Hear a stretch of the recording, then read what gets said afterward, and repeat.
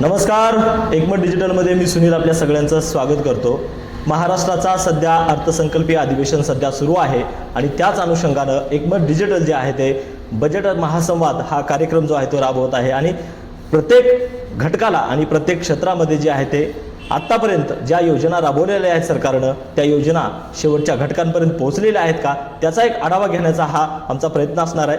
आणि आपण या बजेट महासंवादमध्ये जे आहेत रोज वेगवेगळ्या विषयांवरती वेगवेगळ्या घटकांवरती आपण चर्चा करणार आहोत।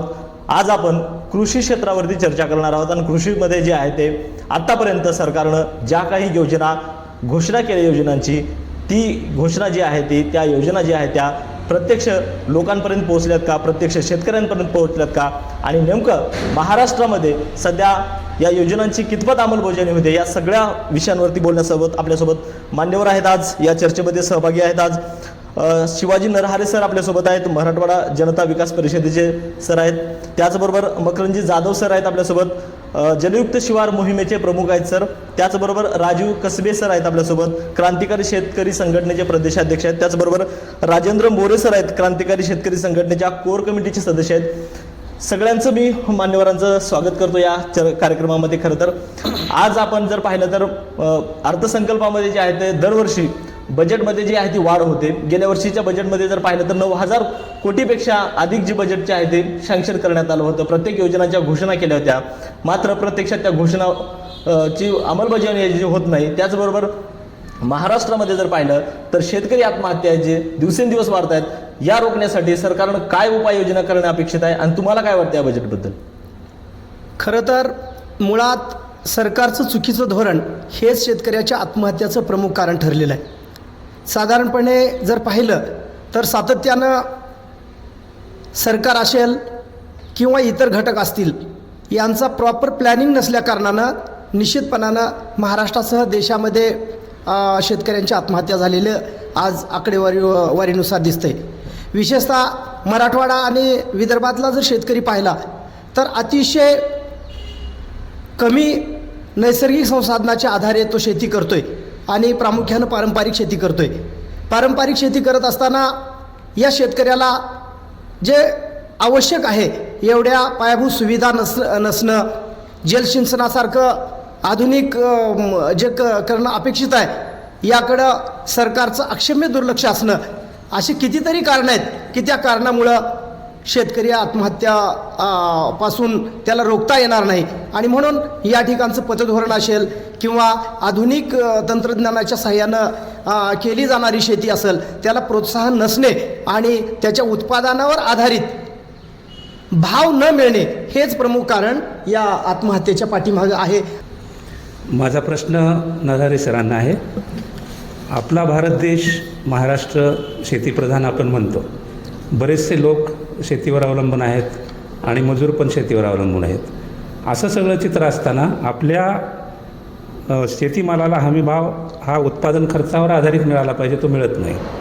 आणि लातूरसारख्या दुष्काळी भागात तर शेतीचे प्रश्न वेगळे आहेत, बारमाही पाणी नाही, सिंचन सुविधा नाहीत। अशा स्थितीत आपल्या भागातील शेती फायद्याची ठरण्यासाठी सरकारने बजेटमध्ये नेमक्या कोणत्या गोष्टीवर भर दिला पाहिजे असं तुम्हाला वाटतं? मित्रभावी, मराठवाडा लेवलवर मी काम केलेलं आहे।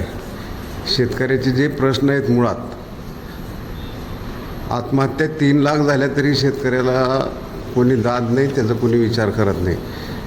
केंद्र सरकार योजना डिक्लेअर करत आहे पण त्याची अंमलबजावणी होत नाही। राज्य सरकार कर्जमाफीची योजना डिक्लेअर करते पण ते अंमलात आणत नाही। वास्तव असं आहे की मराठवाड्यातल्या बाबत मी सांगतो, लातूर, बीड, उस्मानाबाद, नांदेड, औरंगाबाद ही अर्थव्यवस्थाच आपली शेतीवर आहे। मुळात जवळजवळ 64-65 लाख क्षेत्रामध्ये 48 लाख हेक्टरवर आपली शेती होते मराठवाड्यात। त्याच्यात 22 ते 25 लाख हेक्टरवर सोयाबीनचं पेर आहे। मराठवाड्यात मुख्य हा म्हणजे तूर, सोयाबीन, ज्वारी आणि काही जिल्ह्यामध्ये कापूस हे उत्पादन घेतलं जातं आहे। मागच्या 10-15 वर्षामध्ये शेतकऱ्याला जो हमीभाव द्यायच्या घोषणा केल्या, खर्चाच्या दुप्पट, उत्पन्न दुप्पट करू अशी 14मध्ये घोषणा केली। शेतकऱ्यांनी, तरुणांनी भरघोस मत देऊन त्यांना मतदान दिलं पण त्याची अंमलबजावणी झाली नाही आणि मग 17च्या इलेक्शनमध्ये त्याचा परिणाम त्यांना झाला आहे. 400 पार म्हणत होते, त्याचा परिणाम तोच आहे. कारण ह्यांनी आश्वासनं दिली पण ती पूर्तता केली नाही. मराठवाड्याचं वास्तव असं आहे, आज सोयाबीनवर प्रक्रिया करणारे जे उद्योग आहेत तिथे, ते 3,700 कोटी रुपये मराठवाड्यातून त्यांनी रेव्हेन्यू भरला आहे. मी जेव्हा स्वतंत्र मराठवाडा पाहिजे म्हणून आम्ही केंद्रात मोदी सरकारकडे गेलो होतो, तेव्हा मी डाटा घेऊन गेलो होतो. आमच्या मराठवाड्याचं उत्पन्न काय आहे, मग साखर कारखान्याच्या मधनं असो किंवा ज्या डिस्लरीज आहेत त्याच्यामधून, आणि सोयाबीनचे 37% टॅक्स आहे सोयाबीनवर प्रक्रिया केल्यानंतर. तर हे सगळा डाटा माझ्याकडे होता. आणि जेव्हा आम्ही म्हणतो स्वतंत्र द्या, आम्ही कसं चालवतो, आजही तीच अवस्था आहे. सिंचनाचा अनुशेष आपला 3.5% आहे. आपण विदर्भ 7% आहे. 28% पश्चिम महाराष्ट्र आहे. आताही 16,000 कोटी 18,000 कोटी केंद्र सरकार देत आहे आपल्याला. पण विदर्भवाल्यांनी एक अमरावती झोन तयार केला, नागपूर झोन तयार केला, तिकडं पैसे जास्त. आपला अनुशेष वाढतच चालला आहे. जरी पैसे आले, योजना आल्या, तर मराठवाड्याचा अनुशेष वाढतच चालला आहे. ही वास्तव आहे. नदी जोड प्रकल्प हे 2दा मंजूर झाला. आम्हाला अपेक्षित होतं काहीतरी होईल बाबा म्हणून, पण त्याला एक दुसऱ्या सरकारमध्ये कोणी लोक आहे त्यांनी त्याला नामंजूर. आम्ही हमेशा म्हणतो सरकारला, काय म्हणजे आम्हाला फक्त आश्वासनं देऊन चालवलं आहे आणि मराठवाड्याला फसवलं आहे. ह्या सरकारने तर फसवलंच आहे. मध्ये कायदा आला अन्न सुरक्षेचा, त्या काळामध्ये बजेटची तरतूद एवढी मोठ्या प्रमाणात झाली, पण त्याचा शेतकऱ्याला काही फायदा झाला नाही. मोठे मोठे वेअरहाऊसेस सगळे उद्योगपती यांच्यासाठी झाले.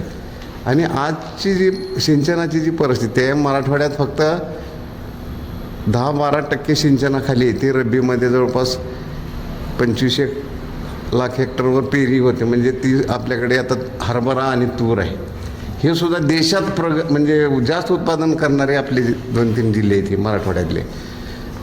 तुरीचं तर आपला हब आहे. लातूरमध्ये जवळ 100-125 डाळ मिल आहेत. इकॉनॉमी म्हणजे जी डाळ म्हणजे जगात भाव आपल्या लातूरून निघतो, तुरीची डाळीचा भाव लातूरून निघतो. आज ही सोयाबीन, आपण पूर्वी मध्य प्रदेश होतं सोयाबीनमध्ये नंबर 1, आता आपण आहेत. आणि आजही सोयाबीनचा भाव लातूरून निघतो. सोयाबीनची अशी भानगड झाली की परवा करार झाला अमेरिकेबरोबर, तर त्या दिवशी 200-300 भाव कमी झाला. म्हणजे डायरेक्ट इफेक्ट आहे. मराठवाड्यातलं आज नेतृत्व, पूर्वी मुंडे साहेब होते किंवा सर्वजी विलासराव देशमुख होते, आम्ही ह्यांच्याकडे जायचं आणि ते माझ्यासारख्या साध्या माणसाचं ऐकून त्यांनी सेक्रेटरीला सूचना करत होते, हे करा. आता तशी माणसंही नाहीत सरकारमध्ये. मराठवाड्याबद्दल आस्था असणारा आता मला तर एकही नेता दिसत नाही. पुढचा माझा प्रश्न मकरंद सरांना असेल. सर, विषय असा आहे की अमेरिकेने जो करार केला शेतमालाच्या संदर्भाने, याचा शेतकऱ्यावर परिणाम काय होईल? आत्ताचा जो भारत आणि अमेरिकेमधला जो करार झालेला आहे, त्याच्याबद्दल खूप उलटसुलट प्रतिक्रिया येत आहेत की हा खरंच योग्य आहे का अयोग्य आहे, हा शेतकऱ्याच्या हिताचा आहे का हा नुकसानीचा आहे. ॲक्च्युअलमध्ये त्याच्याबद्दलचा अजून ड्राफ्ट पूर्णपणे लोकांपुढे आलेला नाही आहे. पण त्या कराराच्या अनुषंगानं चर्चा होण्याच्या आधी मी थोडीशी वेगळी चर्चा आपल्यापुढे मांडू इच्छितो. गेल्या 10-12 वर्षापासून सरकारतर्फे अनेक योजना डिक्लेअर केल्या जात आहेत की शेतकऱ्यांचं उत्पन्न हे डबल व्हावं. त्याच्यासाठी आपण सगळ्या सुखसुविधा, त्यांच्यासाठी सगळ्या योजना आपण राबवतो, पण त्या प्रत्यक्षात किती राबवल्या जात आहेत? खरंच आम्ही शेतकऱ्यांचं उत्पन्न डबल केलं आहे का? खरंच शेतकऱ्यांना ज्या आवश्यक गरजा आहेत, जसं की शेतकऱ्याची वीज आहे, त्याच्यावर सक्षम पावलं उचलली चालली आहेत का? त्याचं उत्पन्न खरंच चाललं आहे का? खरंच त्याच्या जमिनीची जी सुपीकता जी आता डे बाय डे कमी होऊ लागली आहे, त्याच्याबद्दल या अर्थसंकल्पामध्ये त्या शेतकऱ्याच्या या जमिनीसाठी कुणी बोललं आहे का? की ज्या पद्धतीने आता ग्लोबल वॉर्मिंगच्या अनुषंगानं जे काही वातावरणामध्ये बदल घडत आहेत, पोखराच्या अनेक योजना राज्य सरकारनं डिक्लेअर केलेल्या आहेत, पण त्या खरंच त्याचा डायरेक्ट बेनिफिट हा शेतकऱ्यांपर्यंत पोहोचू लागला आहे का? शेतकऱ्यांशी निगडीत असलेल्या त्याचं उत्पन्न वाढीव करण्यासाठी ज्या योजना आहेत त्या खरंच अंमलात येत आहेत का, आणि त्याच्यासाठी आपले सगळे लोकप्रतिनिधी यांनी हे प्रश्न जास्तीत जास्त जर मांडले तरच खरं तर या शेतकऱ्यांचा विकास होईल. योजना डिक्लेअर होत आहेत का? होत आहेत. अर्थसंकल्पामध्ये ह्या सगळ्या मागण्या मांडल्या जात आहेत का? मांडल्या जात आहेत. त्याच्यासाठी बजेट डिक्लेअर केलं जात आहे, पण त्या प्रत्यक्षात त्याचा फायदा शेतकऱ्यांपुढे दिसून येत नाही. आपण एका दृष्टीने बोलतो की शेतकरी हा ऊर्जादाता बनला पाहिजे. त्या दृष्टीने आज महाराष्ट्रामध्ये किती ऊर्जादाता शेतकरी बनलेले आहेत, किती आज CNGचे प्रोजेक्ट आलेले आहेत, जे आपण बायो CNGचे जे प्रोजेक्ट म्हणतो. सेंट्रल गव्हर्नमेंटने ह्याच्यावर खूप मोठं पाऊल उचललेलं आहे. त्याच्या बाबतीमध्ये आपण किती पद्धतीनं पुढे आलेलो आहे. राज्य शासनाच्या त्याच्यासाठी काही तरतुदी आहेत का? शेतकऱ्यांसाठी बायो CNG तयार करण्यासाठी शेतकऱ्यांनी स्वतःचा काही ड्राफ्ट तयार केला आहे का? उत्तर प्रदेश, हिमाचल प्रदेश, हरियाणा, पंजाब, तमिळनाडू, गुजरात सारख्या राज्यांनी खूप साऱ्या योजना शेतकऱ्यांसाठी दिलेल्या आहेत बायो CNGसाठी, पण त्या योजना महाराष्ट्र सरकारकडून अद्यापही आलेल्या नाही आहेत. आपण एवढं पुरोगामी राज्य म्हणतो, तर ह्या येणाऱ्या अर्थसंकल्पामध्ये आपल्याला काही मांडता येईल का? हे आपल्या लोकप्रतिनिधी सगळ्यांनी जर करता आलं तरच खऱ्या अर्थानं तो ऊर्जादाता बनेल, खरंच त्याचं उत्पन्न वाढेल. आपण शेतकऱ्यांना ज्या गोष्टी गरजेच्या आहेत त्या गरजेच्या गोष्टी जर देता आलं, मला असं वाटतं की कर्जमाफी हे क्षणिक आहे, पण खरंच त्याचं लॉंग टर्ममध्ये बेनिफिट मिळेल का, त्याच्यासाठी आपल्याला काही करता येईल का, हे जर उद्दिष्ट ठेवून जर आपण शेतकऱ्यांसाठी जर काम करता आलं ना, तर खरंच त्या अर्थसंकल्पातल्या सगळ्या योजनांना दिशा मिळेल, मला असं वाटतं. धन्यवाद. माझा प्रश्न मोरे सरांना आहे. मोरे सर, गेल्या 3 दिवसापासून लातूर जिल्ह्यामध्ये अवकाळी पाऊस, वादळी वारा, गारपीट होत आहेत. यामध्ये रेणापूर, निलंगा, अहमदपूर, चाकूर या 4 तालुक्यातील जवळपास 136 गावातील 15,516 हेक्टरवर पिके भुईसपाट झालेली आहेत, आडवी झालेली आहेत. त्याचा खूप मोठा फटका शेतकऱ्यांना बसला आहे. परंतु अद्यापही पंचनामे सुरू नाहीत किंवा त्याची अजून सुरुवातही झाली नाही आहे. आकडेवारी अजून समोर यायची आहे. ह्याचा परिणाम शेतकऱ्यावर जास्त नुकसान करू शकणारा आहे का, कसं आपल्या दृष्टीनं काय वाटतं? पंचनामे लवकरात लवकर व्हावे, मागणी होत आहे की हेक्टरी 50,000, बागायती हेक्टरी 1,00,000 रुपये अशी मागणी होत आहे. आपलं काय म्हणणं आहे याविषयी आपण जरा सविस्तर बोला. नमस्कार. एकमतच्या टीमने आम्हाला बोलविलं आणि अर्थसंकल्पाच्या संदर्भात भावना व्यक्त करण्यासाठी आम्हाला बोलवल्याबद्दल एकमतच्या टीमचं मी आभार मानतो. पिकाचं हरभरा असेल, गहू असेल, ज्वारी असेल, ही बऱ्याच प्रमाणात नुकसान तर झालेलं आहे, पण असे प्रसंग नैसर्गिक सततच वर्षाला सर येत असतील. शेतकऱ्याचे ते अंगवळणी पडले. आणि दुसरी गोष्ट, आपलं सरकार म्हणजे वरातीमागं घोडे घेते पुन्हा. आता ही जी नुकसान झालं आणि काही तर चारांनी पदरात पडेल म्हणून लोकांनी गोळा केल्यावर पुन्हा पंचनाम्याचा फारसं, पुन्हा अधिकारी गावाकडे येणं, म्हणजे तोपर्यंत शेतकरी त्याचं बेजारीतच राहतोय. सर, माझा एक प्रश्न असा आहे, जवळपास 30-40 अर्थसंकल्पात मी अभ्यास केला, म्हणजे कळतं तेव्हा मला फक्त आता येणाऱ्या काळामध्ये महात्मे शरद जोशी यांनी सांगितले होते, त्यांचं एक वाक्य होतं, सूट सबसिडीचं नाही काम, हवा घामाला दाम. तर सांगायचं तात्पर्य म्हणजे मी असं म्हणेन की आता परत महाराष्ट्र सरकारनं ती शरद जोशीच्या विचाराचा अभ्यास करावा आणि सुरुवात अर्थसंकल्पात त्या गोष्टीनं चालू करावी. कोणची गोष्ट आहे, आम्हाला कोणताही जोडधंदा दिला, गाई द्या, शेरडं द्या, कोणताही द्या, ती धंदा आम्ही प्रामाणिक करतो. गाई घेतल्या, सांभाळतो नंबर 1, पण त्या दुधालाच भाव नसल्यामुळं आम्ही तिथं कोलमडलं जातो. दुसरी गोष्ट एक आहे, सूट सबसिडीचं नाही काम का बरं म्हणलो आम्ही? लई देऊन बघितलं आत्तापासून आम्हाला काही बी, पण आमचं भलं झालं नाही. आमच्या 15 ते 20 एकरच्या शेतकऱ्याच्या पोराला मुलगी कोण देणं झाले, ह्याच्यापेक्षा शोकांतिका काय आहे आता? आणि ही जर शोकांतिका दूर करायची असेल, येणाऱ्या 10-5 वर्षात जर शेतकऱ्याच्या पोराला सन्मान मिळवून द्यायचा असेल, तर शेतकरी देशाचा शेतकरी, राज्यातला शेतकरी, राज्यानं, आता मी देशाचा अर्थसंकल्प नाही, राज्याचा अर्थसंकल्प आहे, पण राज्यातली दिशा देशाने घेतलेली आहे बऱ्याच गोष्टीमध्ये. जलयुक्त शिवार असेल, रोजगार हमीची योजना असेल, रस्त्याची असेल. आपल्या लातूरमधूनच एक आदर्श घेतलेला डवले साहेबांनी, मुख्यमंत्री देशमुख साहेबाच्या काळात राज्याने ते आदर्श घेतला.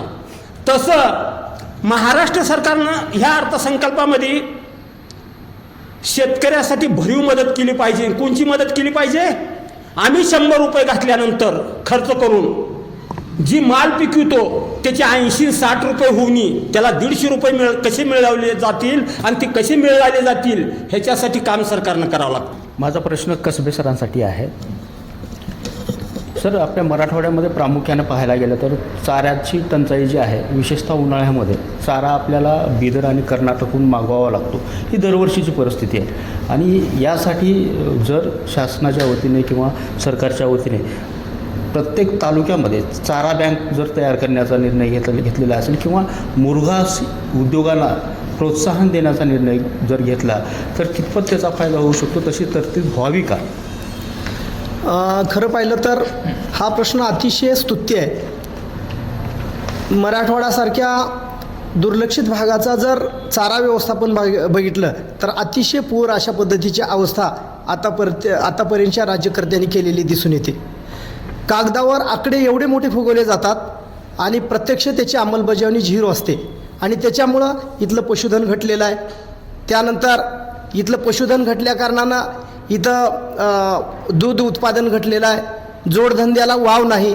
त्यामुळं निश्चितपणानं इथल्या शेतीवर डायरेक्ट इनडायरेक्टली परिणाम झालेले आपल्याला दिसून येत आहेत.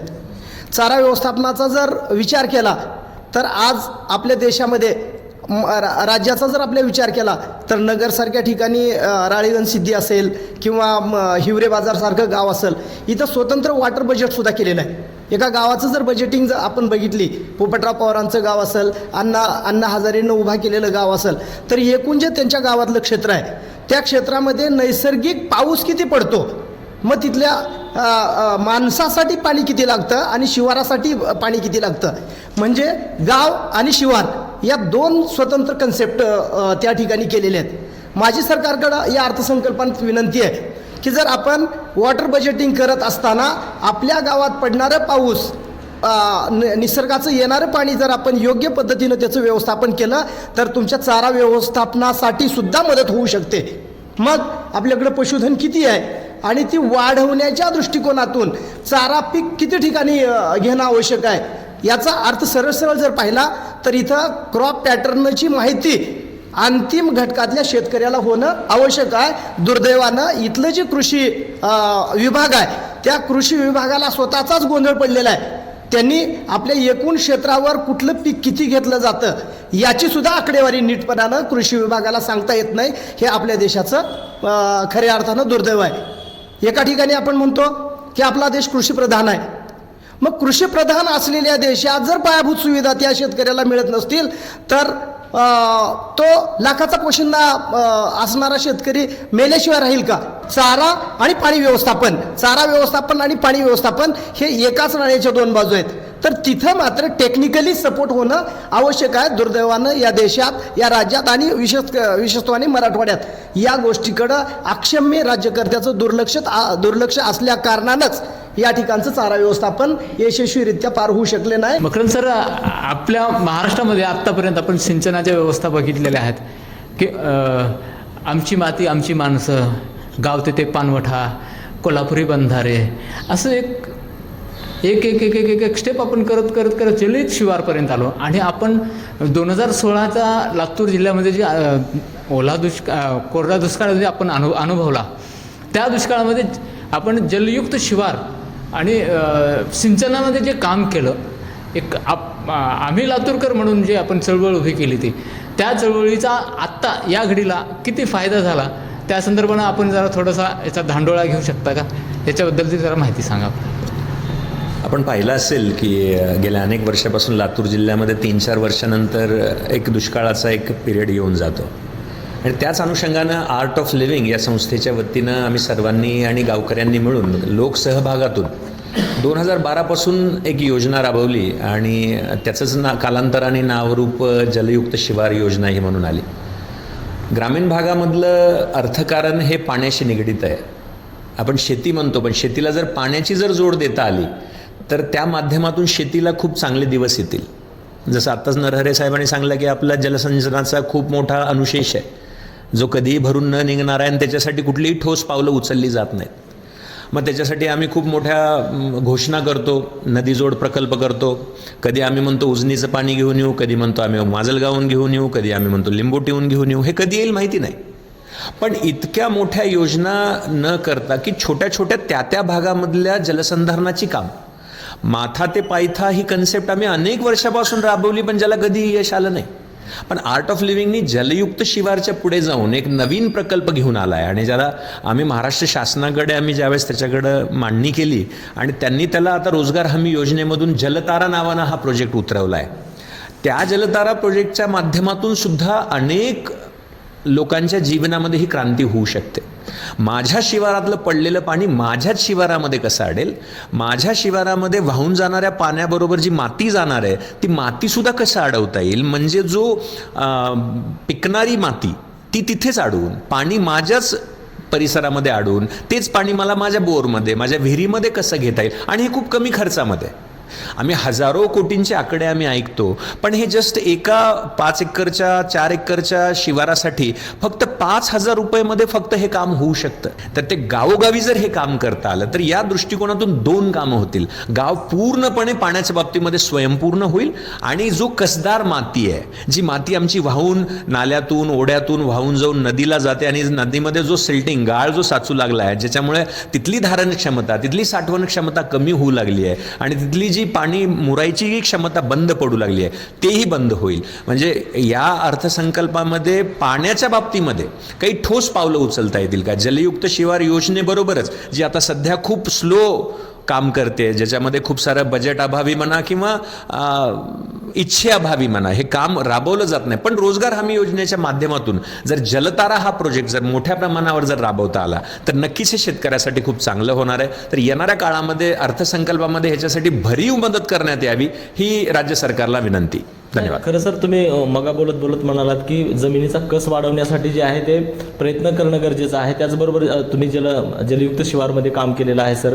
आपण जमिनीच्या कसबाबत जर विचार केला तर जमिनीचा कस वाढवण्यासाठी सरकारकडनं अनेक घोषणा केल्या जातात की माती परीक्षण करण्यासाठी, मात्र ते प्रत्यक्षात होत नाही. त्याचबरोबर आपण जलयुक्त शिवारच्या बाबतीत सुद्धा विचार केला तर गेल्या अर्थसंकल्पामध्ये जलयुक्त शिवारची 2ऱ्या टप्प्याची जी आहे ती घोषणा करण्यात आली फक्त, पण त्याचं पुढे काय प्रत्यक्षात काहीच आलं नाही. आता तुम्ही जे सांगताय की जलतारा जी आहे ती आपण त्या माध्यमातून पाणी आपण चांगल्या पद्धतीने करू शकतो, पण ते कितीपत म्हणजे ती योजना जी आहे ती यशस्वी ठरेल असं तुम्हाला वाटतं आणि सरकारनं यावरती काय काम करणं अपेक्षित आहे असं वाटतं? माती आणि पाणी ह्या 2 गोष्टी खूप महत्त्वाच्या आहेत. जसं मी आत्ता सांगितलं होतं की आपण म्हणतोय की शेतकऱ्यांना आपण खूप सारे शेतकऱ्यांचे वेगवेगळे प्रश्न आहेत. एक आहे त्यांची आधारभूत किंमत मिळत नाही, त्याचं उत्पन्न डे बाय डे कमी होऊ लागलं आहे, त्याचा खर्च रोज वाढू लागला आहे. पण ह्या सगळ्याचं उत्तर की तुमच्या जमिनीची पोषकता किती आहे. रासायनिक खताचा वारेमाप वापर केल्यामुळे आज आपल्या जमिनी खूप कमी उत्पन्न देत आहेत. तर याच्यावरचा मुख्य उपाय काय आहे की ह्याला सेंद्रिय शेतीकडे वळवणं. आज आपल्या देशामध्ये असं सांगितलं जायचं आधीच्या काळामध्ये की 70% लोक ही ग्रामीण भागामध्ये राहायचे. शेती हे आपल्या देशाचा आर्थिक कणा आहे. GDP मध्ये जवळपास 17 ते 19% हा GDP आपला शेतीमधून येतो. पण आज असं झालं आहे की शेती आज पिकत नाही आहे, शेतीमालाला रास्त भाव मिळत नाही आहे, लोकांचा शेतीकडचा कल कमी झाला आहे, शहरीकरणाचा वेग वाढू लागला आहे. आज ग्रामीण भागातली जनता ही 55% आली आहे आणि हा शहरीकरणाचा वेग इतका सुसाट चालला आहे की 45% लोक देशातले आता शहरी भागात स्थायिक झालेले आहेत. शेती करायला कोणी नको वाटत आहे. ह्याचं मूळ कारण आहे की ह्याची जमिनीची सुपीकता कमी होऊ लागली आहे, जमिनीमधला कार्बन कंटेंट कमी होऊ लागला आहे. जो 1-2 असायला पाहिजे तो आज लातूरसारख्या भागामध्ये 0.3च्या खाली आला आहे. मग हे का होऊ लागलं आहे? रासायनिक खतांचा वारेमाप आहे आणि आपल्या पावसामुळं पडणाऱ्या पाण्यामुळं ती जी सुपीक जमीन आहे, सुपीक माती आहे ती वाहून चालली आहे. तर ह्याच्यावर सगळाच एक पर्याय हा आहे की या छोट्या छोट्या योजना, जलसंधारणाच्या छोट्या छोट्या योजना कशा राबवता येईल, सेंद्रिय शेतीला कसं चालना देता येईल. सेंद्रिय शेती हे काय एका दिवसात नाही होणार, पण त्याच्यासाठी कठोर पावलं उचलावे लागतील. आज आपण त्याला वेळ लागतो म्हणून त्याची सुरुवातच नाही केली तर डेफिनेटली हे कधी ना कधीतरी वेळ लागणारच आहे. पण आज आपण जर त्याच्या पावलं जर उचलता आली आपल्याला, सेंद्रिय शेतीमुळे काय होईल की जमिनीचा पोत वाढेल, उत्पादन क्षमता आपली जमिनीची वाढेल, प्लस त्याच्यामधला खर्च कमी होईल. घरच्या घरी खतं कसे तयार करायचे आहेत, घरच्या घरी रासायनिक खताचा वापर न करता सेंद्रिय खतांचा वापर कसा करायचा आहे, याच्यासाठी सरकारकडून म्हणावं तितकं प्रोत्साहन आज मिळत नाही आहे. सुभाष पाळेकर असतील, आर्ट ऑफ लिव्हिंगच्या माध्यमातून असेल, अनेक लोक शेतकऱ्यांसाठी निशुल्क खतं, निशुल्क कीटकनाशकं बनवण्यासाठी अनेक वर्षापासून झगडत आहेत, पण त्यांना मनाव तसा प्रतिसाद मिळत नाही आहे. म्हणून या अधिवेशनामधून, या अर्थसंकल्पामधून की कसं सेंद्रिय शेतीला जास्तीत जास्त चालना देता येईल, मोठ्या मोठ्या योजना डिक्लेअर न करता जलताराच्या माध्यमातून, जलयुक्त शिवारच्या माध्यमातून कसं जास्तीत जास्त हे काम शेतकऱ्यांसाठी करता येईल, तर याच महत्त्वाच्या गोष्टी आहेत. शेतकऱ्यांना कुठल्याही अनुदान किंवा कुठलंही कर्जमाफी हे न देता शेतकऱ्यांना ठोस काय आहे, जे लॉंग टर्मसाठी कामाचं आहे, जे शाश्वत आहे. कर्जमाफी ही परत 3-4 वर्षांनी पुन्हा तिथंच येणार आहे. पुन्हा कर्ज घ्यायला तुम्ही उद्युक्त करताय, पुन्हा त्याला माफी देताय, पुन्हा कर्जमाफी, हे चालतच राहणार आहे. पण शेतकऱ्याला त्याच्या पायावर कसं उभा करता येईल, तर मातीचा कस कसं वाढवणे, त्याच्या मालाला आधारभूत भावापेक्षा, जसं आत्ता मोरे साहेबांनी सांगितलं की उत्पादन क्षमतेपेक्षा 1.5 भाव कसा देता येईल, त्याच्यापेक्षा जास्त कसा देता येईल, जलसंधारणाची कामं कसं करता येईल, दिवसा लाईट कसं देता येतील, नवीन नवीन योजना त्याच्या कशा लावता येतील, पशुधन कसं वाढवता येईल, ऊर्जादाता म्हणून या ज्या काही नवीन संकल्पना ज्या आता केंद्र शासनातर्फे ह्याच्यामध्ये चालू आहेत, त्यांना कसं प्रोत्साहन देता येईल, हे जर करता आलं तर हा अर्थसंकल्प खऱ्या दृष्टीनं शेतकऱ्यांसाठी खूप चांगला राहील, मला असं वाटतं. तंत्रज्ञान एआयचा वापर किती प्रमाणात करता येईल त्याच्यात? 100%. आज आपण पाहतोय सगळं जग एआयच्या मागे, आर्टिफिशियल इंटेलिजन्सच्या माध्यमातून 100% सगळ्या गोष्टींमध्ये यश मिळणार आहे. आज जर तुम्हाला जर ऊसाचं उत्पादन जर 90, 100, 110 टनापर्यंत जर वाढवता येत असेल एआयच्या माध्यमातून, तर तीही गोष्ट चांगली आहे. त्याही तंत्रज्ञानाला शेतकऱ्यांसाठी कसं सुलभ करून देता येईल, कमीत कमी पैशामध्ये कसं करून देता येईल. आज एआयच्याही माध्यमातून काही अटी आहेत, इतकं क्षेत्र असलं पाहिजे, इतकेच पैसे लागतील, हे तंत्रज्ञान कसं सुलभ करून देता येईल. आणि हे तंत्रज्ञान आत्ता मराठवाड्यामध्ये, महाराष्ट्रामध्ये फक्त ऊस पिकापुरतं आलं आहे.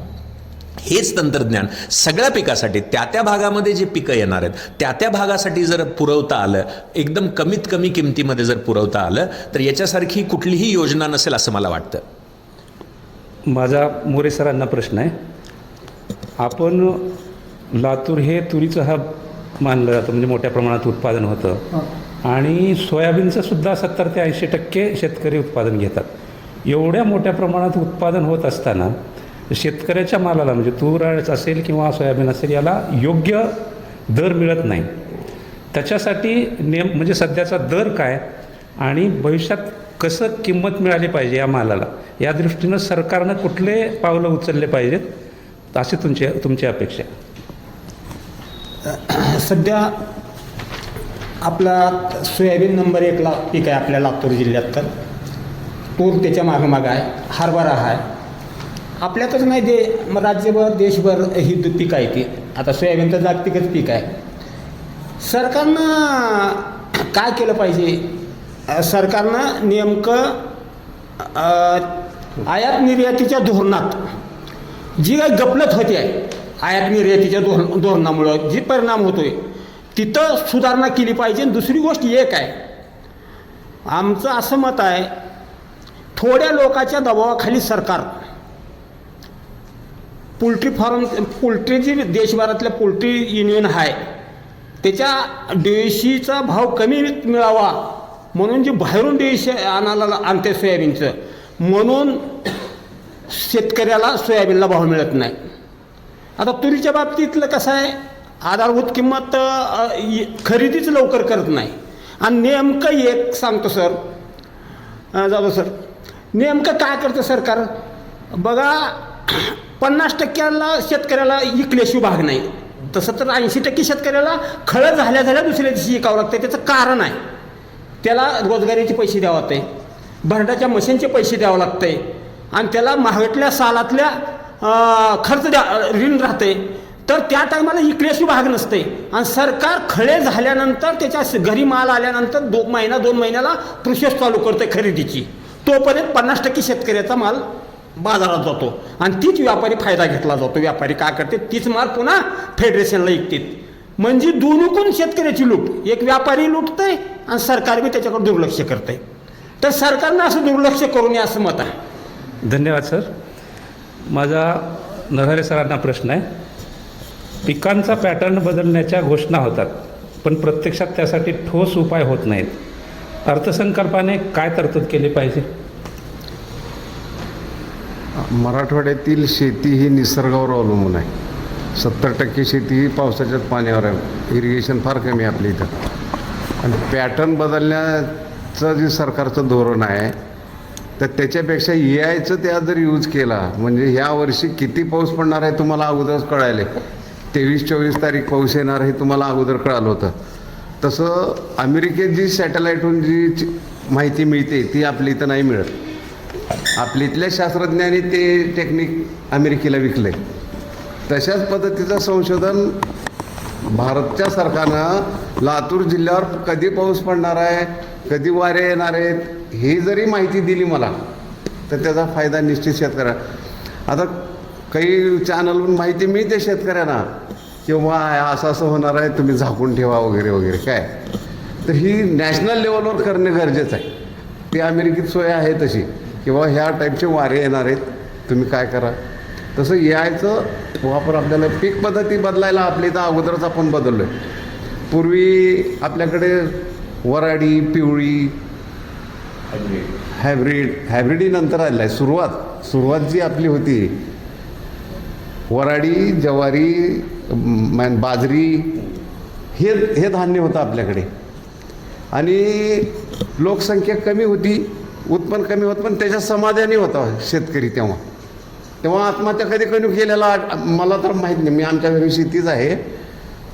आणि बियाणं जी आपल्याकडे राहायचं ते कणस त्याचे चांगले बघून कणस घरी ठेवायचे. पहिल्या रास करते वेळेस तिचं बाजूला काढून ठेवायचे.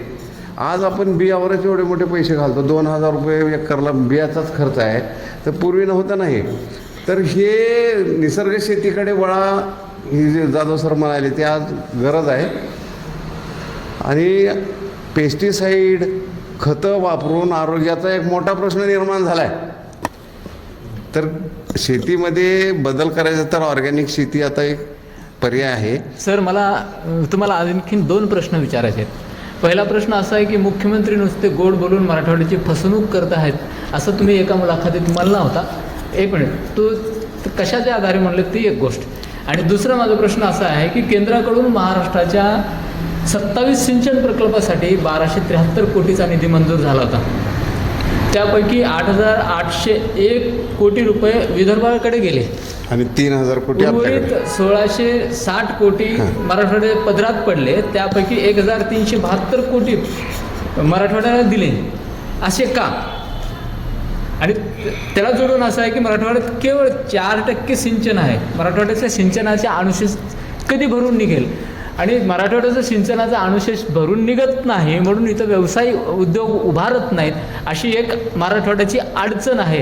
ती या अर्थसंकल्पात कशा पद्धतीनं तुम्ही मांडून त्याला काय करता येईल, काय तरतूद करता येईल, अशी आपण काय अपेक्षा व्यक्त करता येईल याबद्दल बोला. चांगला प्रश्न विचारला इजाजनी. 2021पासनं अनुशेषावर जेव्हा मी आकडेवारी घेतो, सरकारचे आकडे इथे माझे नाही आहेत, सिंचन विभागाकडून RTI टाकून माहिती घेतलेली आहे.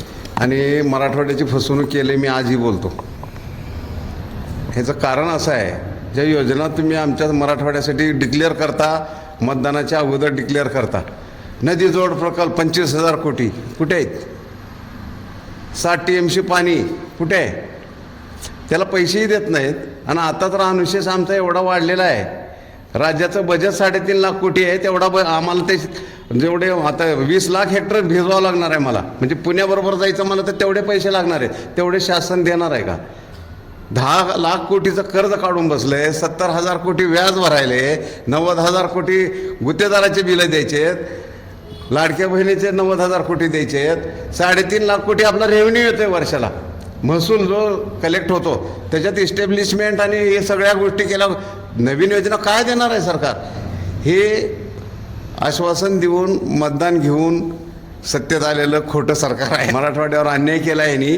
मराठवाड्यात ही एकही योजना चालू नाही. नदी जोड प्रकल्पाचं गाजर दाखवलं आम्हाला, पण त्याचं काम कुठेच नाही, त्याला तरतूद नाही. आणि आता मागच्या 3 वर्षात मी RTI टाकून जिल्हा नियोजन, मराठवाड्यातले जेवढे नियोजन मंडळ आहेत, प्लॅनिंग ऑफिसर, त्यांच्याकडून RTI मागवला होता. तर लोकसंख्येच्या प्रमाणात निधी नाही. 3 वर्षापासून DPDCला जो निधी असतो लोकसंख्या, तो निधी नाही. आमदार फंड नाही. ह्याच्यावर कुणी लोकप्रतिनिधी वाच्यता करत नाही. आणि आपला अनुशेष राज्याच्या बजेट एवढा झालेला आहे आता, तर तो अनुशेष काही भरून निघणार नाही. म्हणून आमची मागणी असते किंवा स्वतंत्र मराठवाडा द्या, आम्ही रडत पडत कसं तर जगतोच आहे. विदर्भाचा मुख्यमंत्री झाला की गोड बोलतो आपल्याला, आणि 75% बजेट नाही, ठीक आहे हो, पण आमचा जे अनुशेष आहे त्याच्यात थोडी थोडी जरी भरतील तर आम्हाला दिले ना 1100 कोटी, 3000 कोटी ते घेऊन जातात. म्हणजे वाढत चाललं आहे. 3.5 लाख हेक्टरचं होता, आता 7% आहेत आपण. 4% हां होय ना. आता हे अनुशेष भरून निघणार नाही सर, मी सांगतो जाहीर तुमच्या माध्यमातून. सर त्याला एक जोडून मला सांगावं कुणी नेत्याने किंवा तुमचा अनुशेष आम्ही भरून देऊ. त्याला जोडून एक प्रश्न आहे. मुख्यमंत्री नेहमी मराठवाड्याच्या दौऱ्यावर आल्यावर मराठवाडा दुष्काळमुक्त करू अशी पूर्वी घोषणा द्यायची, पण अलीकडे काय झालं की दुष्काळ हा भूतकाळ ठरेल अशा पद्धतीनं आमचं नियोजन आहे मराठवाड्याच्या विकासाचं. तर ते मराठवाडा ग्रीड पण त्यांनी ज्यावेळी प्रतिष्ठेचा मुद्दा केला होता, आता मराठवाडा वॉटर ग्रीडचं नावसुद्धा नाही. मग आपला भूतकाळ कसा होणार, म्हणजे दुष्काळाचा भूतकाळ कसा होणार? मराठवाड्याबद्दल मुख्यमंत्र्याचं काय मत आहे मी तुम्हाला 3-4 घटनावरून सांगतो. वैधानिक विकास मंडळाला मुदतवाढ देण्यासाठी आम्ही रस्त्यावर आलो. मुदतवाढ दिली पण त्याच्यावर माणसं नेमले नाहीत. 371 प्रमाणे राज्यपालाच्या अधिकारामध्ये 10% निधी दरवर्षी द्यायचा आहे आणि अधिवेशनामध्ये त्याच्यावर चर्चा करायची आहे. गेल्या वर्षी किती 1000 कोटी दिले होते आणि काय परिस्थिती आहे ना आता किती द्यायचे, ही चर्चा मागच्या 10 वर्षात झाली नाही. नंबर 3, मराठवाड्याचे जे प्रश्न आहेत त्याच्यावर आमच्याबरोबर जनता विकास परिषदेवर मुख्यमंत्री आणि सेक्रेटरी प्रत्येक विषयाचा आढावा घेण्यासाठी वर्षातनं 2 मिटिंग व्हायच्या आणि त्याच्यात आम्ही फॉलोअप घ्यायचं की बाबा ह्याला मागच्या वर्षी एवढे डिक्लेअर केले होते, आज ही परिस्थिती आहे. त्याचा फॉलोअप होता म्हणून काहीतरी निधी मिळत होता. आता ह्या मागच्या 5-7 वर्षात तर औरंगाबादला कॅबिनेट घेतं काहीतरी पॅकेज म्हणून डिक्लेअर करतात, खोटं पॅकेज, पैसे नसतेच ते, फक्त मोठी बातमी येते, त्याच्यापेक्षा काही नाही. आम्हाला मराठवाड्याला फसवलं ह्या मुख्यमंत्र्यांनी. ह्या मुख्यमंत्र्यांनी नाही तर ह्या युतीचं सरकार आल्यापासून मराठवाड्याकडे दुर्लक्ष केलेलं आहे. प्रश्न एक कसबे सरांसाठी आहे. शेतकरी ते ग्राहक ही साखळी मजबूत करण्यासाठी शेतकरी बाजार शहरांमध्ये आणि कोल्ड स्टोरेज वाढवण्याची गरज आहे का, आणि त्यावर काही अनुदान किंवा सवलती सरकार देऊ शकेल का? मगाशी मी म्हटल्याप्रमाणे खरं तर गाव पातळीवर राहणारा जो गावखेड्यातला अंतिम माणूस आहे, स्वर्गीय यशवंतराव चव्हाण साहेबांनी या महाराष्ट्रामध्ये लोककल्याणकारी राज्याची संकल्पना मांडली आणि लोककल्याणकारी राज्याची संकल्पना मांडत असताना शेवटच्या केंद्रामध्ये शेतकरी, शेतमजूर आणि वंचित असलेला समाज घटक आहे. मग या समाज घटकाला जर न्याय द्यायचा असेल तर निश्चितपणानं गावखेडं हे स्वयंपूर्ण झाली पाहिजेत. मग गावखेडं जर स्वयंपूर्ण व्हायचं असेल तर काय करणं अपेक्षित आहे, तर त्याच्यामध्येच या आपण केलेला जो प्रश्न आहे त्या प्रश्नाचं उत्तर आपल्याला मिळू शकते. खरं पाहिलं तर गावखेडा समृद्ध होण्याच्यासाठी इथला ज्या पायाभूत सेवा सुविधा आहेत, जसं तुम्ही म्हटल्याप्रमाणे कोल्ड स्टोरेज असेल, गोडाऊन बांधणी असेल, या सगळ्या आधुनिक तंत्रज्ञानाच्या रूपानं त्या गावामध्ये अशा पद्धतीचं इन्फ्रास्ट्रक्चर डेव्हलप होणं आवश्यक आहे. जर अशा पद्धतीचं जर संसाधनं विकसित झाली तर निश्चितपणानं इथल्या शेतीमालाला योग्य भाव मिळू शकतो, त्याची साठवणूक होऊ शकते आणि तेच दुर्दैवानं कुठल्याही अर्थसंकल्पात नसतं. आणि म्हणून या होऊ घातलेला जो अर्थसंकल्प आहे, या अर्थसंकल्पात तर खऱ्या अर्थानं महात्मा गांधीजीच्या संकल्पनेतला गावातला माणूस, गावातला शेतकरी हा समृद्ध व्हायचा असेल तर पुन्हा एकदा नव्यानं महात्माजींचा विचार या अर्थसंकल्पात येणं अपेक्षित आहे. मोरे सरांसाठी प्रश्न आहे. शेतीला उद्योगाचा दर्जा देणं आणि प्रति एकर उत्पादकता वाढवणं हे या अर्थसंकल्पाचं मुख्य उद्दिष्ट असलं पाहिजे का? त्या उत्पादन झालेल्या मालाला भाव जास्त कसा मिळाला पाहिजे ह्याची शासनाने थोडी दखल घेतली पाहिजे, तरच शेतकरी ही होणार आहे की नाहीतर काय होणार आहे सांगतो. अर्थसंकल्पात गोटे बरं का योजना जनावरांसाठी, तर त्याचा इतिहास जर जवळून बघितला, मी गावात राहणारा माणूस आहे, 30 ते 40% अधिकाऱ्यालाच पैसे वाटावं लागते त्या माणसाला. आणि आता माझे कोण ऐकत असले राजकर्त्यांनी ते दखल घ्यावं, खरं खोटं जर तुम्ही खोटं निघालं तर आम्हाला कुठे फाशी द्यावं. मी सरपंच 20 वर्षे राहिलेला, पंचायत समितीला राहिलेला, 30 ते 40% शेतकऱ्याच्या नावावर राहिलेला पैसा यंत्रणेतच वाटून घेतला जातो सर.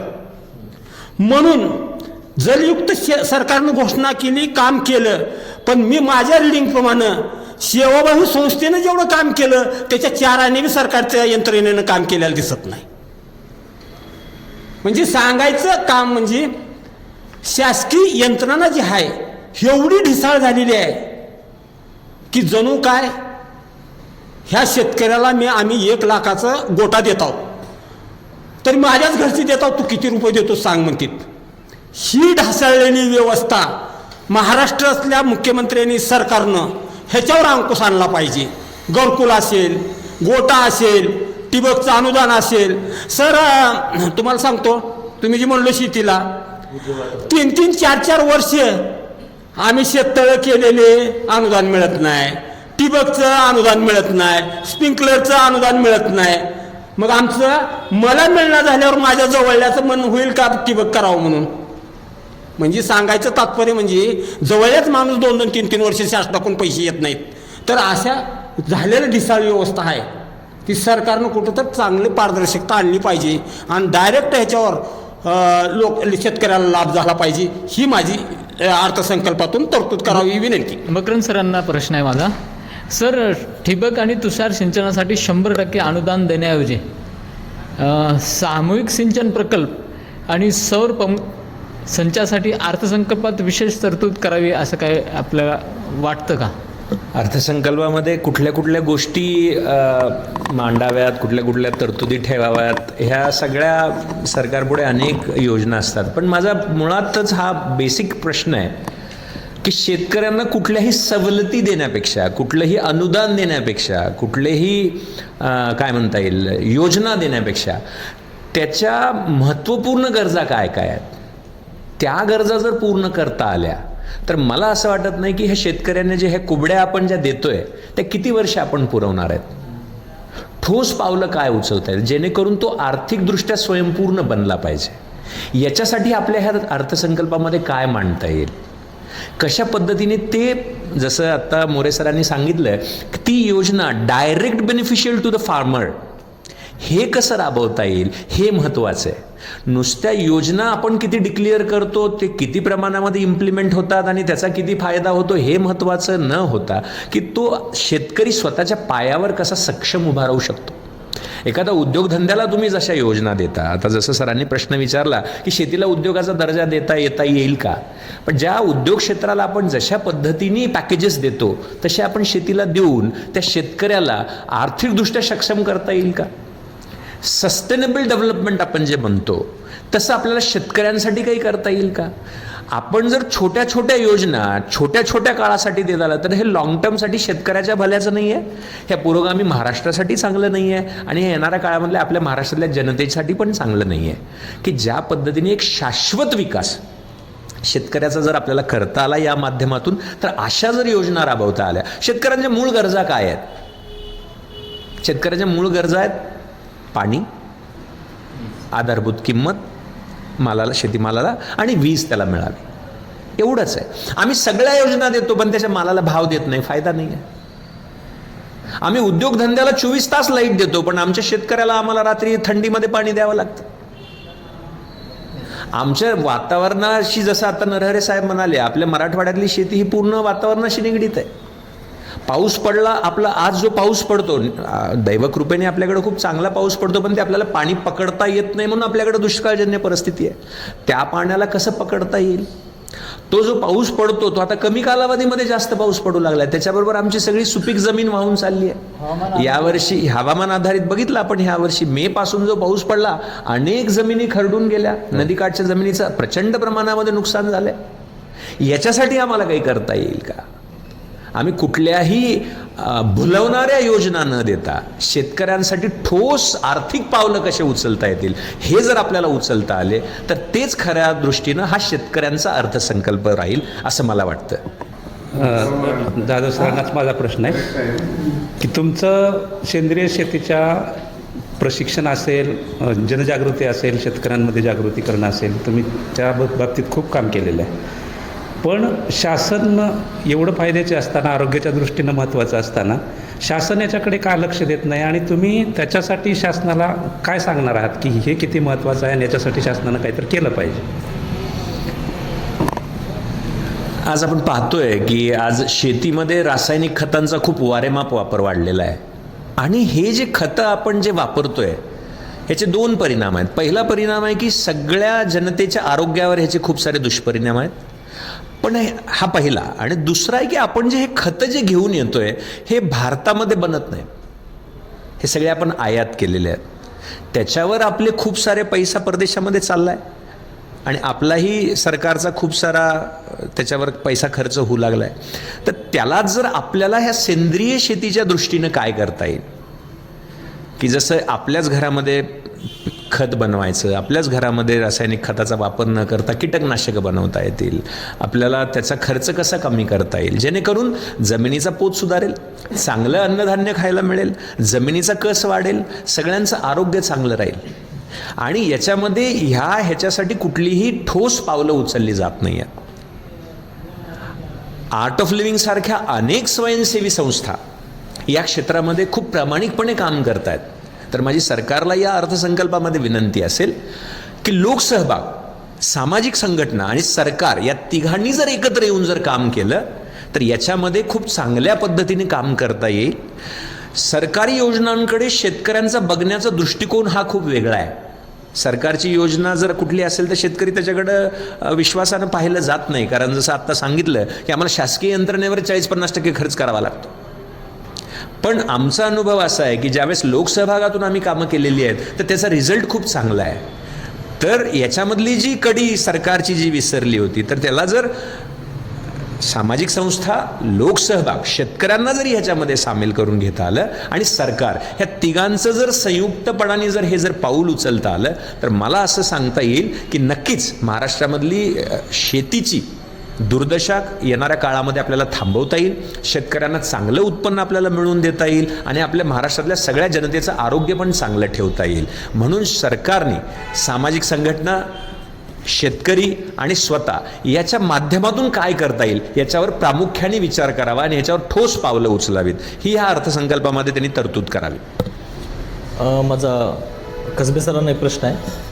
खरं तर सर, आपण अनेक अनुदानं जी आहेत, जे नैसर्गिक आपत्ती झाल्याच्या नंतरचे अनुदान असतील, त्याचबरोबर पीक विमा जो होता पाठीमागची योजना ही 1 रुपयामध्ये जी सरकारनं बंद केली, त्याच्यामध्ये मोठ्या प्रमाणात घोटाळा जो झाला होता. मात्र या सर्व जी योजना बंद झाल्या, जो अनुदान येतं त्याला विलंब होतं, त्यामुळं शेतकऱ्यांना खूप मोठा फटका जो आहे तो बसतो. या योजना प्रभावीपणे राबवण्यासाठी सरकारनं काय यंत्रणा राबवणं अपेक्षित आहे आणि येत्या या अर्थसंकल्पामध्ये कशा पद्धतीनं नवीन योजना जी आहे शेतकऱ्यांसाठी आणणं अपेक्षित आहे असं वाटतं तुम्हाला, ज्याचा की थेट लाभ शेतकऱ्यांना व्हावा?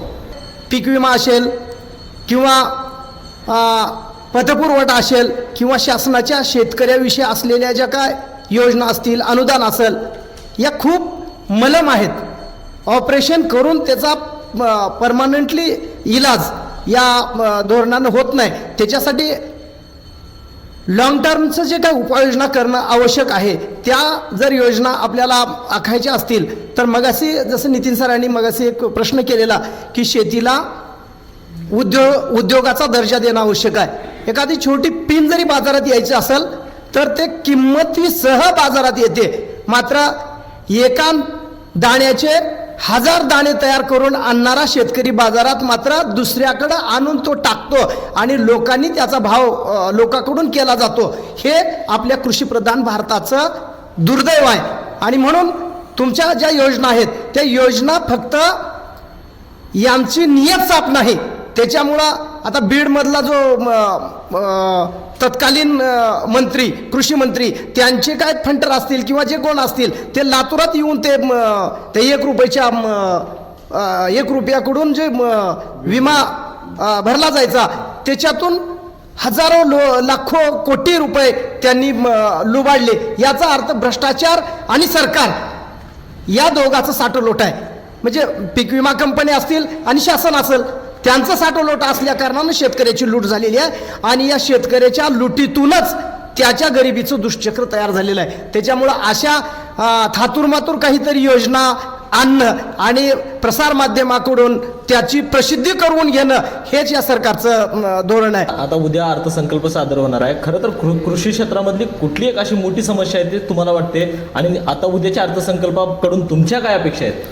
बघा, सगळ्यात मोठी समस्या शेतकरी म्हणून आणि शेतकरी संघटनेचा प्रदेश अध्यक्ष या नात्यानं जर बोलायचं असेल तर आज आपण कृषीप्रधान देश म्हणून आपली ओळख आहे. मात्र दुर्दैवानं जो बळीराजा आहे, जो जगाचा पोशिंदा म्हणून आहे, तोच आज गळ्याला फासाचा दोर लावून तो जीवनयात्रा संपवतोय. कुणाला तर वाटतं का हो जीवन संपव स्वतःचं म्हणून? मात्र दुर्दैवानं इथली व्यवस्था अपयशी ठरलेली आहे आणि या व्यवस्थेनं त्याला पायाभूत सुविधा दिलेल्या नाहीत.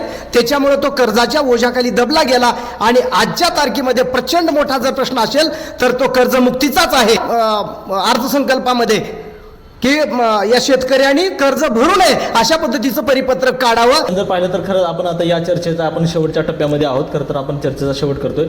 सर, तुमच्याकडनं मला अपेक्षित आहे की तुम्हाला काय वाटतं कृषी क्षेत्रामधले कुठली अशी प्रमुख समस्या आहे आणि या उद्याच्या अर्थसंकल्पाकडून तुमची काय अपेक्षा आहे ना एका वाक्यामध्ये? सर, एका वाक्यामध्ये शेतकऱ्याच्या मालाचा जो भाव सरकार ठरवतंय ती शेतकऱ्यांना ठरवायचा अधिकार द्या आम्हाला. माझं किती खर्च झाला आहे, माझ्या घरचे किती राबतात ह्याचं कुठं कॅल्क्युलेशन होत नाही. ते बियाचं मशिनरीनं ट्रॅक्टरनं चालवलेल्याचं. पण मी 24 तास 8 तास ड्युटी आहे सरकारी. तुम्ही 24 तास घरातला माणूस काम करतो त्याचं कुठंच मूल्यमापन होत नाही. म्हणून शेतकऱ्याने तयार केलेल्या मालाचा भाव शेतकऱ्याने ठरवायला पाहिजे. तर हे धोरण जर म्हणजे सरकारने राबवलं तर निश्चित शेतकरी जीवन आनंदात जाईल. मोरे सरांना माझं म्हणणं आहे की मोरे सर, आता उद्या अर्थसंकल्प होणार आहे, त्याच्यात शेतकरी म्हणून तुम्ही काय अपेक्षा व्यक्त करताय? काय शेतकऱ्यांसाठी केलं पाहिजे अर्थसंकल्पामध्ये? उद्याच्या अर्थसंकल्पात सरकारकडून माझी एक अपेक्षा आहे, इशीत बसणारे आयत खाऊ वर्ग जी महाराष्ट्रात आहे त्या आयत खाऊचा विचार न करता घाम गाळणाऱ्या काबाड कष्ट करणाऱ्या शेतकरी शेतमजुराचा विचार करून अर्थसंकल्पात बजेटची तरतूद करावी ही माझी अपेक्षा आहे. जाधव सर, खरं तर उद्या अर्थसंकल्प हा सादर होतोय. तुम्ही कृषी क्षेत्राशी अनेक निगडीत जे आहे ते चांगलं काम केलं आहे आत्तापर्यंत पाहिलं तर आपण. काय वाटतं तुम्हाला या अर्थसंकल्पाबद्दल? उद्या कुठल्या जे गोष्टी आहेत त्यावरती सरकारनं लक्ष देणं गरजेचं आहे आणि त्यासाठी जे चांगलं अनुदान म्हणा किंवा चांगलं पॅकेज जे आहे ते देणं गरजेचं आहे असं वाटतं? मी फक्त एका वाक्यातच सांगेन, उद्याच्या अर्थसंकल्पानंतर महाराष्ट्र राज्यातला खऱ्या अर्थानं हा शेतकरी राजा सुखी झाला पाहिजे आणि या महाराष्ट्र राज्यामध्ये आत्महत्या नाही झाल्या पाहिजेत. या दृष्टीनं आपला जर अर्थसंकल्प जर मांडता आला तर ते खरं या महाराष्ट्र राज्याचं यश असेल, मी एवढंच मानतो. नक्कीच धन्यवाद. आपण सर्व मान्यवरांनी वेळातला वेळ काढून आमच्या या चर्चेमध्ये सहभागी झालात त्याबद्दल एकमत डिजिटलकडनं आपल्या खूप खूप आभार. खरं तर उद्या हा अर्थसंकल्प जो आता सादर होणार आहे हा कृषी क्षेत्राशी सरकार जे आहे किती निधी जो आहे ते उपलब्ध करून देणार आहे आणि कुठल्या ज्या घोषणा आहेत त्या करणार आहेत आणि केलेल्या घोषणा प्रत्यक्ष शेतकऱ्यांपर्यंत पोहोचणार आहेत कारण त्याची अंमलबजावणी होणार आहे का हे सुद्धा येत्या पुढच्या काळात पाहणं गरजेचं आहे. खरं तर शेतकऱ्यांना नुसत्या घोषणा किंवा शेतकऱ्यांना योजना देऊन उपयोग नाही तर शेतकऱ्यांना शाश्वत शेती आणि शाश्वत उद्योगधंदे म्हणजे शेतीला जोडधंदे सुद्धा देणं अपेक्षित आहे. त्यावेळेस कुठं तर शेतकरी जो आहे तो समृद्ध होईल आणि शेतकरी स्वतःच्या पायावर उभा टाकेल. त्यामुळं हा प्रश्न इथेच मिटणार नाही. चर्चा इथंच थांबवत आहे. पुन्हा भेटूयात उद्या नवीनच्या विषयासोबत मान्यवरांसोबत.